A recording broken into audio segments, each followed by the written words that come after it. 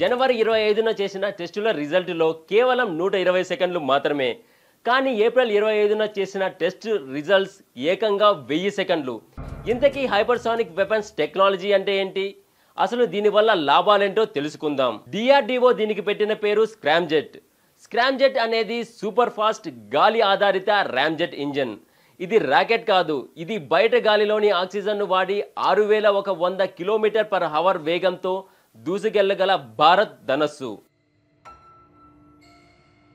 Super sonic వేగాలలో సుమారు 6100 km/h కన్నా ఎక్కువ స్పీడ్లో వెళ్ళగల సత్తా ఉన్న జెట్.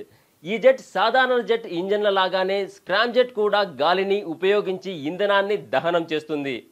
కానీ ఇది ఆక్సిజన్ను బయట గాలి నుండే తీసుకుంటుంది, అంటే ఫ్యూయల్ ప్లస్ ఎయిర్. కానీ ఎయిర్ ట్యాంక్ అవసరం లేదు. ఇందాక చెప్పినట్టు జెట్ వేగం 6100 km/h కన్నా ఎక్కువ స్పీడ్తో వెళ్ళగల సామర్థ్యంతో దీన్ని తయారు చేస్తున్నారు. ఈ మిసైల్స్ వల్ల ఉపయోగాలేంటి? వీటిని ఎలాంటి సమయాల్లో ఉపయోగిస్తారు? హైపర్సోనిక్ మిసైల్స్ ఉదాహరణకు బ్రహ్మోస్ 2 తీసుకుంటే వీటికి అత్యధిక వేగంతో ప్రయాణించడం వీటికున్న ప్రధాన లక్ష్యం. ఆ వేగం వల్ల ఎలాంటి ఎయిర్ డిఫెన్స్ సిస్టమ్ కూడా వీటిని అడ్డుకోలేవు. శత్రువుల న్యూక్లియర్ బేస్లను ధ్వంసం చేయాలనుకున్నప్పుడు వీటిని ఉపయోగిస్తారు.